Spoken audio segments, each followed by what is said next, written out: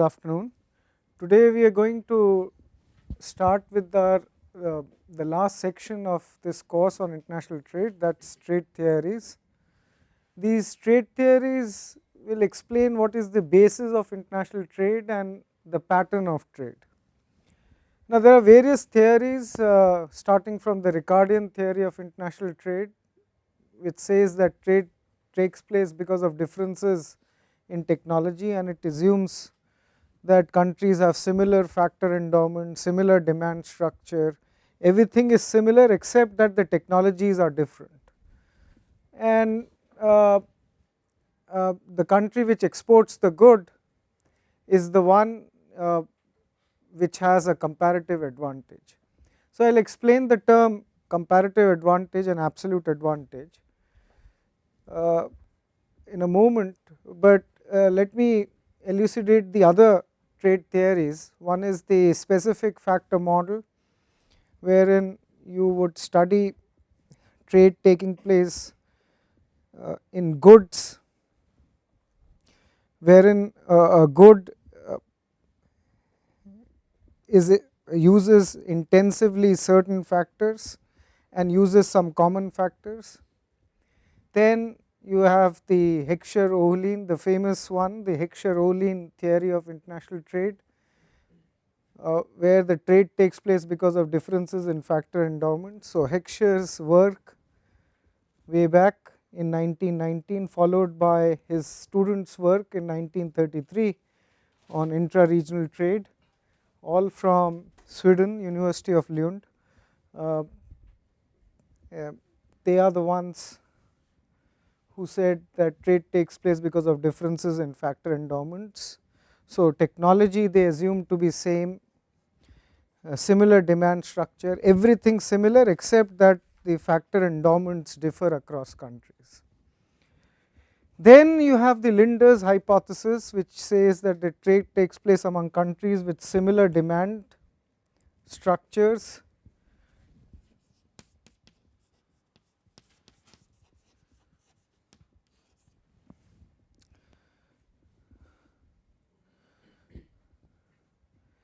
And then you have the Krugman's trade theory explaining trade in goods with similar factor intensities,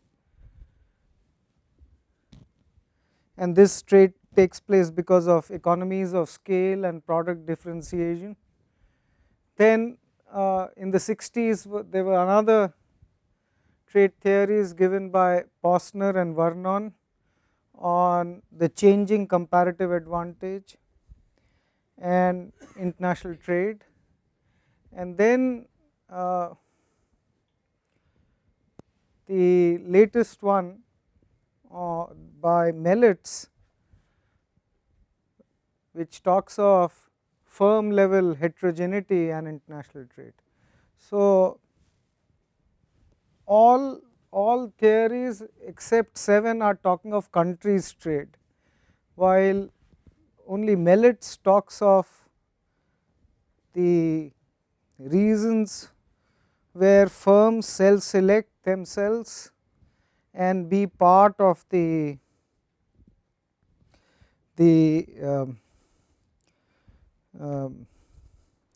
self-select themselves and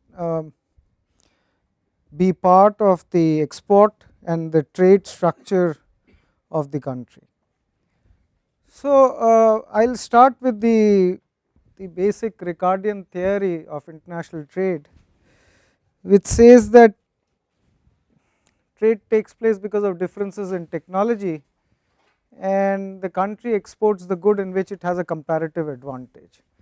Now this term comparative advantage is sometimes misunderstood by many people, including professional economists, journalists, and if you flip the newspapers and all, when you read something it seems that people are not clear on what it means by this concept of comparative advantage. Now one needs to distinguish between comparative advantage and absolute advantage. Absolute advantage is a country will have an absolute advantage if it can produce the goods efficiently. Efficiently would mean that if it takes less number of hours to produce that particular good in comparison with with uh, the other country, then you say that this particular country has an absolute advantage in producing that particular good. So the mercantilists felt in the 12th and the 13th century, people had this type of thing in their mind, that exports are good and imports are bad. What they were saying was that if, say, Portugal is efficient in producing, say,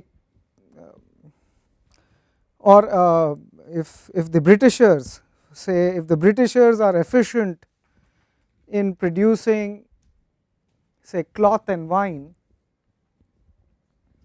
and they have an absolute advantage in the production of both the goods, people at that time would predict that there will be no trade of Britain with the other countries, because it was supposed to produce goods efficiently. Ricardo changed that particular concept, that countries, even though it has an absolute advantage in the production of both the goods, it will still trade with the country which has an absolute disadvantage in the production of all the goods. Now this is something that you have to understand. So if there is China and Germany, and the Chinese have an absolute disadvantage in the production of all the goods in comparison to Germany, you will still find that China will export certain goods to Germany. Or if you are comparing US and United Kingdom, and you find that UK has an absolute disadvantage in the production of all the goods in comparison to US, there will be some goods in which Britain will export that particular good to the US. So then the concept of comparative advantage came, which uses the concept of opportunity cost. Opportunity cost is the cost foregone. So if you are comparing two goods which are, say, cloth and wine, you need to work out the opportunity cost of producing cloth vis-a-vis wine. And if some country has a lower opportunity cost of producing that particular good, then you say that that particular country has a comparative advantage in the production of that particular good. So you see all these myths flowing all over, that countries which are less efficient in producing goods, that means they have an absolute disadvantage in producing goods. The myth goes that they are the ones who will be the losers, they have to pull up their socks, they are the ones who will face intense competition from outside. Now you will see this in the newspapers, you will see it in the political speeches, that there is one country which has an absolute disadvantage in the production of all goods. It's this country who has to pull up these socks, will have to do something about it, and then only it will be able to face the stiff competition from outside. What they aren't aware is something which Ricardo was saying right from the time that he gave this theory, is the concept of comparative advantage. So you may have an absolute disadvantage in the production of all the goods, but you may have a comparative advantage in the production of one particular good, and once you have a comparative advantage, it means that you can produce a good at a lower relative price, and therefore you would be able to export the good at a relatively higher price and import the good at a lower relative price. So I will go to the board and give you this example to explain this concept of absolute advantage and comparative advantage. So you have these two countries.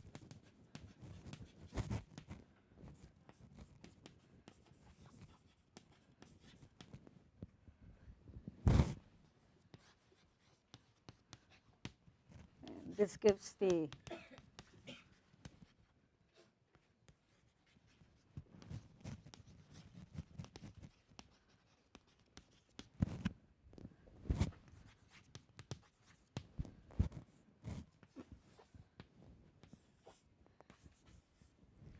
Now these are the unit labor requirements, and you have these two countries, Portugal and England.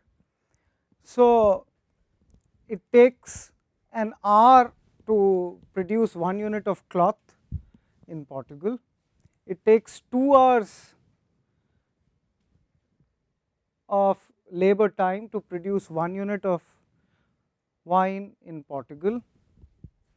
England, it takes 6 hours to produce 1 unit of cloth, 3 hours to produce 1 unit of wine in England. I could have interchanged the countries, I could have put that country England there, Portugal here, but what is very clear is that Portugal has an absolute advantage in the production of both cloth and wine. So why? Because it takes 1 hour to produce 1 unit of cloth here, it takes 6 hours to produce 1 unit of cloth in England. It takes 2 hours to produce 1 unit of wine here in Portugal, it takes 3 hours to produce 1 unit of cloth in England. Now the mercantilist had this impression in mind, and many people have this impression that if you look at this type of production structure, there cannot be any trade taking place between Portugal and England. Why? Because Portugal has an absolute advantage, and they are the ones who will consider exports to be good, imports to be bad, because they are efficient in producing both the goods. So Portugal has an absolute advantage in production of cloth because it can produce cloth with less units of labor. Portugal has an absolute advantage in the production of wine because it takes less of labor to produce 1 unit of wine. Now what Ricardo said was that you need to work out the opportunity cost of producing 1 unit of cloth in terms of wine. Now to work out this opportunity cost, what you need to work out is that it takes 2 hours to produce 1 unit of wine. So in 1 hour you will be able to produce half unit of wine. So then to produce 1 unit of cloth here,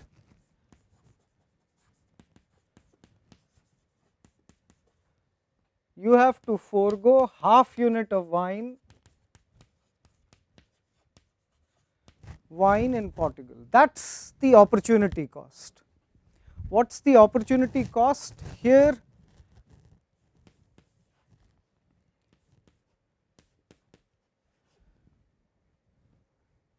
Six hours will produce 1 unit of cloth. So in 1 hour you will produce 1/6 units of cloth. In 1 hour you will produce 1/3 units of wine. So to produce 1 unit of cloth here, you have to forego 2 units of wine in England. Okay, 1/3 divided by 1/6, so 6 goes up, so you get 2 units of wine. So the opportunity cost of producing 1 unit of cloth is only half a unit of wine here, and it is 2 units of wine in England. This means if this country has a lower opportunity cost, it means that it has a comparative advantage in the production of cloth. This England has a comparative disadvantage in the production of cloth. So Portugal will export cloth from here. Now if you had to work out the opportunity cost of producing wine.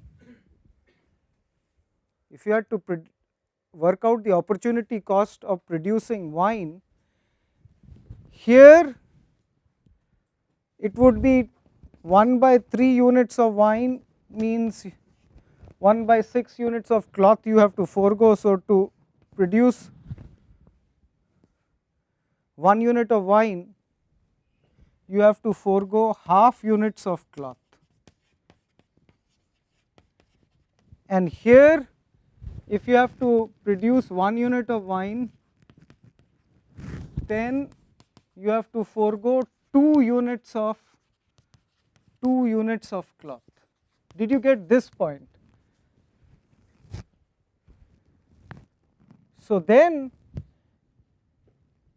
England produces wine at a lower opportunity cost, Portugal produces wine at a higher opportunity cost. Okay. So in summary, Portugal has a comparative advantage in the production of cloth, so it will export cloth. England has an opportunity cost in producing wine, so it will export wine. So Portugal is exporting cloth, importing wine. England is exporting wine and importing cloth. Now, in more formal way of defining this is to express it in terms of relative prices. When you say comparative advantage, it means that you can produce a good at a lower relative prices, and those relative prices depict opportunity cost. So recall that if it is a perfect competition,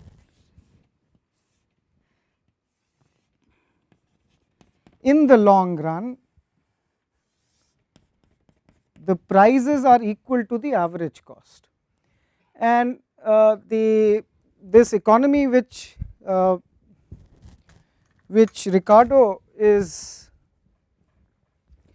defining, you only have one factor of production, which is labor. So if there are two goods which are produced and prices are equal to average cost, so P1 is equal to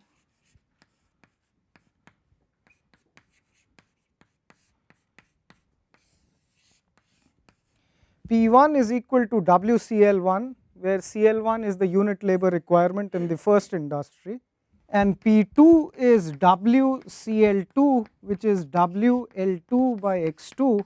Prices are equal to the average cost. So P1 is WCL1, P2 is WCL2. So P1 by P2 works out to be CL1 by CL2.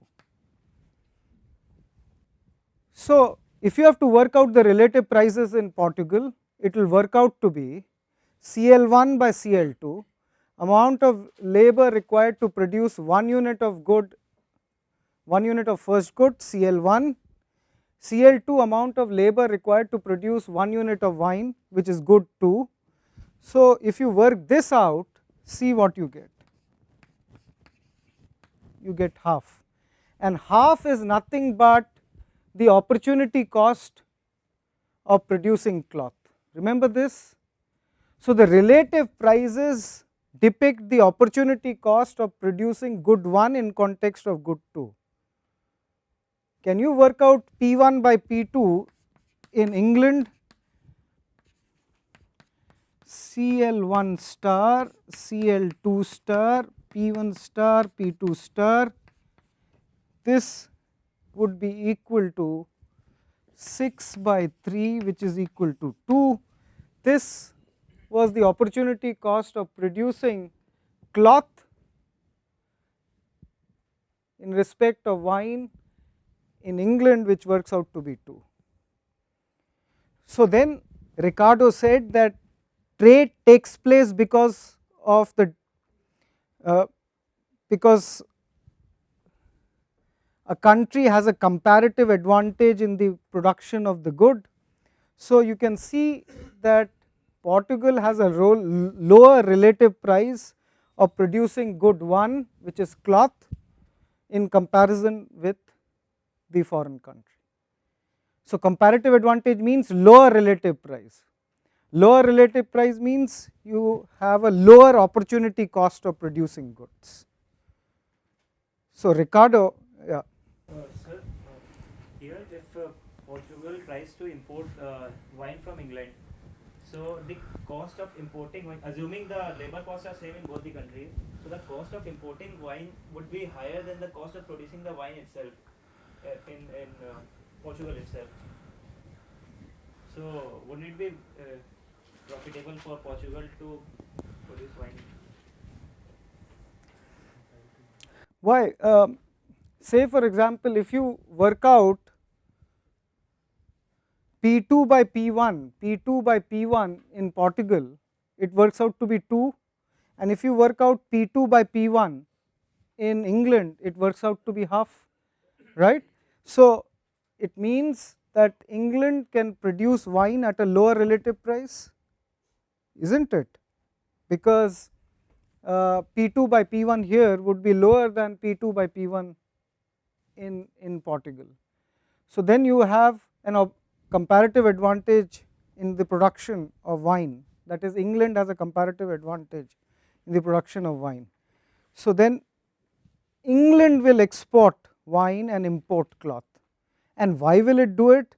Because if the international prices are such that if it gets a higher price for wine, then it will definitely enter the export market and export that good.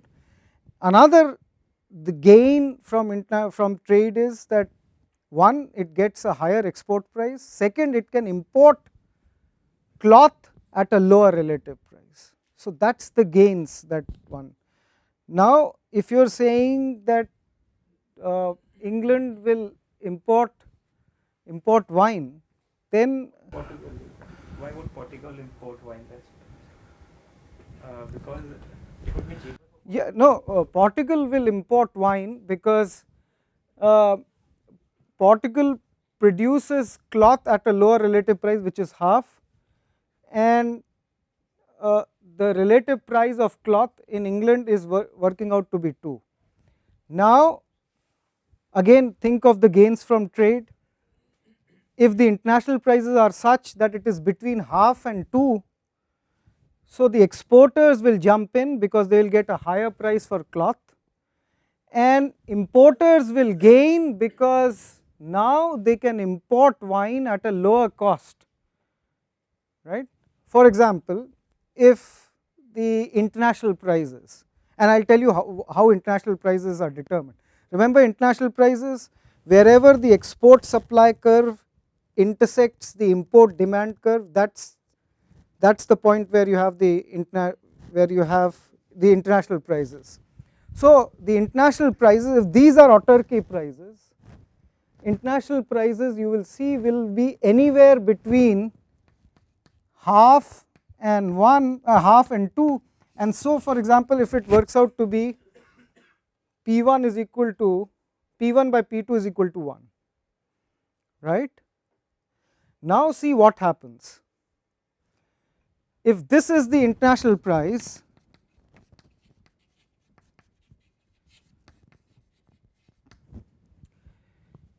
in for 1 hour spent it can produce 1 unit of cloth. So if it exchanges 1 unit of cloth, it will get back 1 unit of wine, right. And compare it with the situation in autarky before trade, that it would spend 2 hours to produce 1 unit of wine. So if it had spent 1 hour, it would have only produced half a unit of wine. So by trading 1 unit, it is now getting 1 unit of wine, and here in autarky before trade it would have only got half a unit of wine. So with trade what happens is that your consumption level goes up, you are on a higher indifference curve. So there are gains from trade, and inherent in the gains of trade is the fact exporters gain because they get a higher price, importers gain because they can import the good at a lower price. So the consumption goes up. So, will it happen that Portugal will just end up producing cloth in England? Absolutely. Reason being, please recall that there is something like a PP, production possibility frontier. Do you recall a production possibility frontier x1 x2 whose slope is minus p1 by p2, right, and this is equal to mpl2 mpl1 mpk2 by mpk1, and this works out to be minus dx2 by dx1. I'll come to it. So if you move from left to right, right, to produce more unit of x, the slope of this line increases. Why? Because x1, say for example, is a labor intensive good, x2 is a capital intensive good. If you have more production of a labor intensive good, you require more units of labor, but those more units of labor are not forthcoming from production of x2, which is a capital intensive good. So the relative wage rates will go up, so the relative price of this labor intensive good will go up if you increase the production of x1. Now this is a scenario where the ppf is concave to the origin, but look at the ppf, look at the slope of the ppf in the Ricardian model. P1 by P2 is CL1 by CL2, which is fixed in the Ricardian model. So then if it is fixed, the slope is fixed, the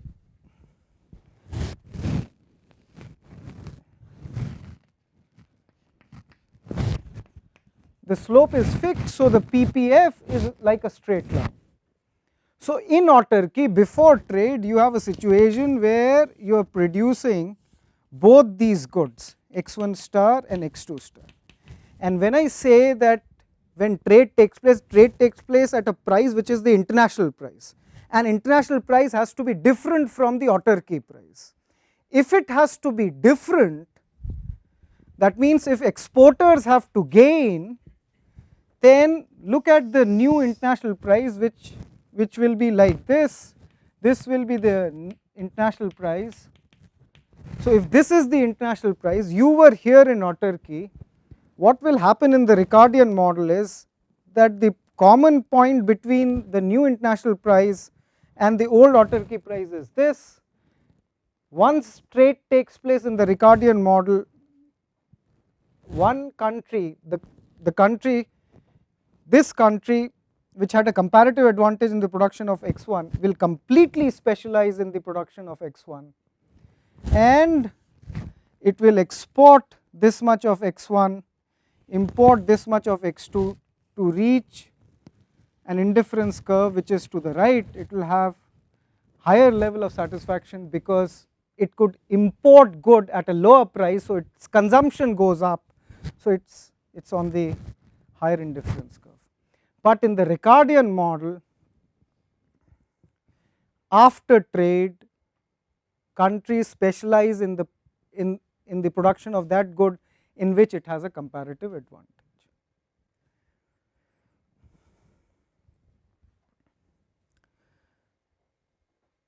Okay, so I will be back in explaining this, the slope of the ppf. I will be back in explaining the gains from trade for both the home and the foreign country. So look at the autarky prices. These are the autarky prices that you have, which is equal to CL1 by CL2.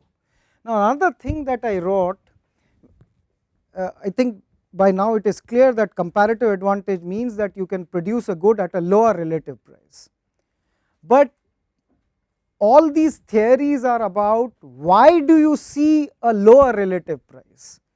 Ricardo says that you have a lower relative price because you have a superior technology. That is what Ricardo is saying. And how is it reflected? It is reflected in this unit labor requirements. Now here you see P1 by P2 lower than P1 by P2 in England. So this is Portugal, this is less than P1 by P2 in England. So Portugal has a comparative advantage. Comparative advantage means lower relative price. But we need to go behind the reason that why it has a lower relative price. Now if you go behind the reason that you have a lower relative price, you need to work out CL1 by CL2 and CL1 star by CL2 star. What's CL1? It's L1 by x1 by L2 by x2. This is less than L1 star by x1 star, L2 star by x2 star. This is equal to x2 by L2 by x1 by L1 less than x2 star by L2 star divided by x1 star by L1 star, or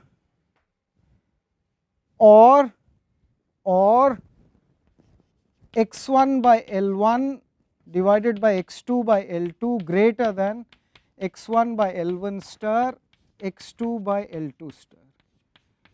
Now look at this, you have a lower relative price because the relative productivity of producing good x1 is greater in Portugal in comparison to England.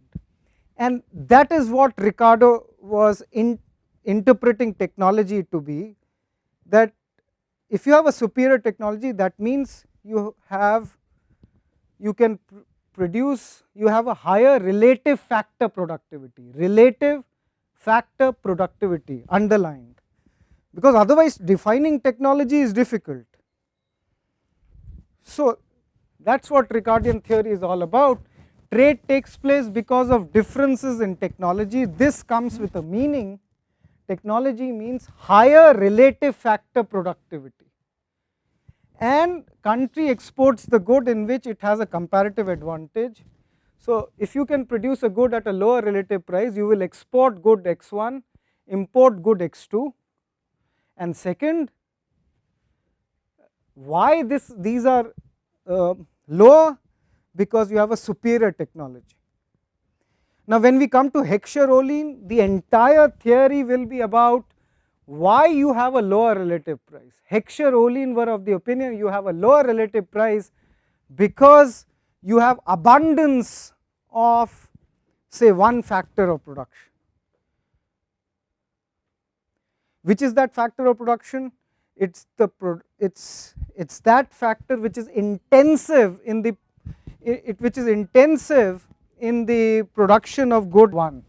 So you will see a very neat structure, if you get to read some good books, you will see a very neat structure wherein you will see that you will see a common thread.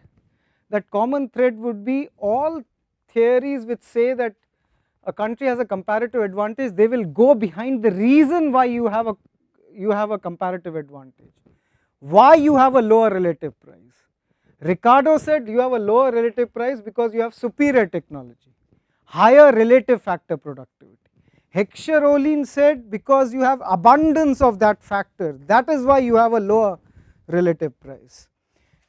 Krugman was of the opinion that because you can reap economies of scale and you have product differentiation, that is the reason that you have lower relative price. So you will see a common thread, but every theory is about why do you have a lower relative price. So you would see that all books of trade will start with defining what will be the relative price in autarky. They will not bring in trade immediately. They will first give you all the tools of international economics, then at the end of the chapters they will give you what determines these relative prices. Once that is clear, then they will bring in trade. Okay. So that is my point here. Now coming back to, if this is say home,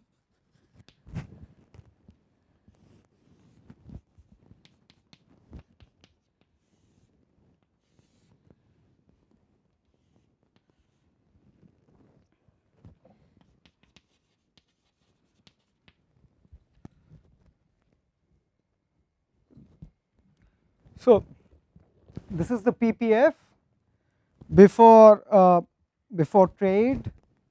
This is the autarky situation, both goods are being produced. Now the international prices are such that if P1 by P2 goes up, if P1 by P2 goes up, then P2 by P1 goes down. So then see what happens. This is a foreign country, this was the home country, it completely specialized in the production of X1, and because the international prices were such, after trade this country will completely specialize in the production of X1, export this much of good and import this much of good. Okay. In the foreign country, this country will completely specialize in the production of good X2, because in X2 it will have a comparative advantage, export this much of X2 and import this much of X1. And why will the world welfare go up? Because it is like producing goods efficiently. Earlier you were producing both the goods, now you can devote your resources to the production of the good in which you have an advantage. So you have higher production of that good. The other country also does the same, the world output goes up, the world consumption goes up, because now you can import the good at a lower price, so you can consume more, you are on the higher indifference curve. So the gains are coming because you get a higher export price and you can import the good at a lower price. Now technically this gains from trade can be captured by the marginal productivities. Can you let me know what will be the marginal productivity of cloth in Portugal? And remember, marginal productivities is the relative prices, relative wage rates. Do you recall this? W by P is the MP cloth. Why? Because remember that you employ labor till a point where the wages are equal to the VMPL. Do you remember VMPL, value of marginal productivity? That is the demand curve for labor. Then you have the supply curve of labor, which is WL, which is horizontal. So wherever demand for labor cuts the supply of labor, that is the amount of labor that you will employ. So wages will be price into MPL, which is P into MPL, which is VMPL. So W by cloth in Portugal is marginal productivity of cloth, which is 1. What is wages by price of wine, which is MP wine? Can you let me know what will be this? Let us see, W by price of cloth by price of cloth by price of wine. So W by price of cloth 1, the international price of cloth by price of wine, say for example is 1, international price is 1, so this is 1. So the marginal productivity of wine is 1 after trade, and before trade half, because 2 units of labor produced 1 unit of wine, so 1 unit of labor would produce half unit of wine. And after trade, look at the marginal productivity, it is 1. So technically when you say in the Ricardian model, what is the gain? The gain is in terms of the relative wage rates, where the prices are the prices of the imported good.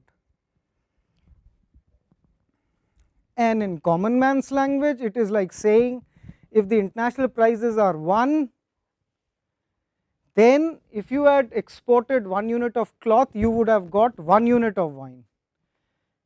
Here if you had produced 1 unit, if you had spent only an hour's time, you would have got half unit of wine. That is the gain. Here in England, can you let me know what will be the gain? In 1 hour you produce 1/3 units of wine. The relative prices, international prices is P1 by P2 is 1.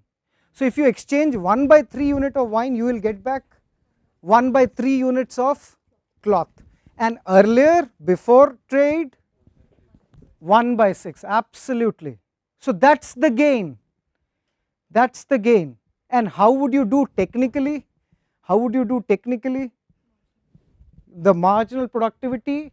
So you need to find what? Wages by, so look at the imported good. Imported good is price of cloth in England. So this is W by price of wine into price of wine by price of cloth. Price of wine by price of cloth is 1, wages by price of wine, which is the marginal productivity, is 1/3.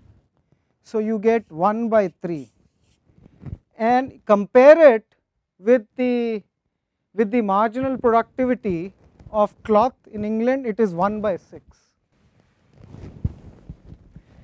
Okay. Are you getting? It's become little bit okay, but I hope you are getting it. So another thing, can you let me know what will be the wages in the two countries after trade? What will be the wages in the two countries after trade?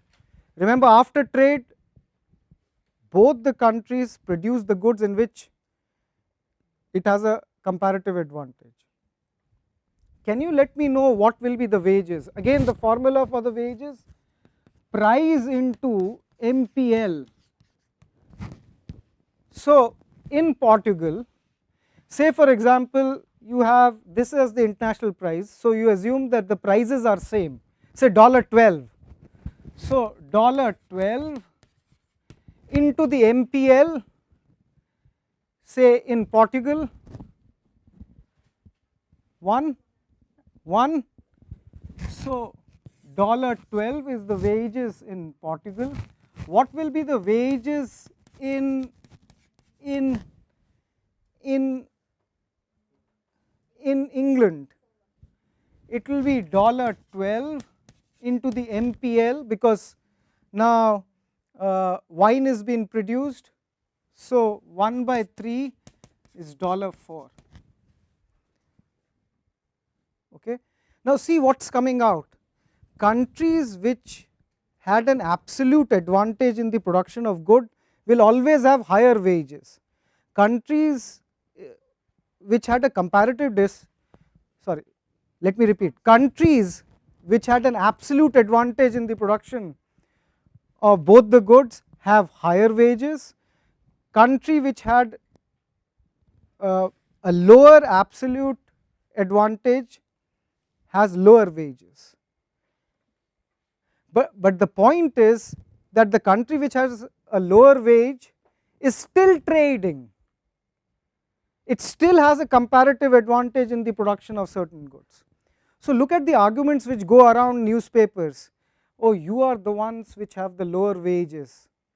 If you go to the West, they will see you see all this pejoratively. They will think, oh, you are trading because you have lower wages, never realizing that you have lower wages maybe because of the lower productivity, right? But it does not mean that you cannot trade. You will trade. the countries which have higher wages, it does not mean that it will not trade. It will trade because there is something like a comparative advantage. So, so many things become very clear, because if you see the if you understand the factual things which go around, you will see UK has an absolute disadvantage in the production of all goods in comparison with US, but you still see that Britain exporting certain goods. It does not mean that Britain will stop exporting, because there is something like a comparative advantage, there is something like an opportunity cost.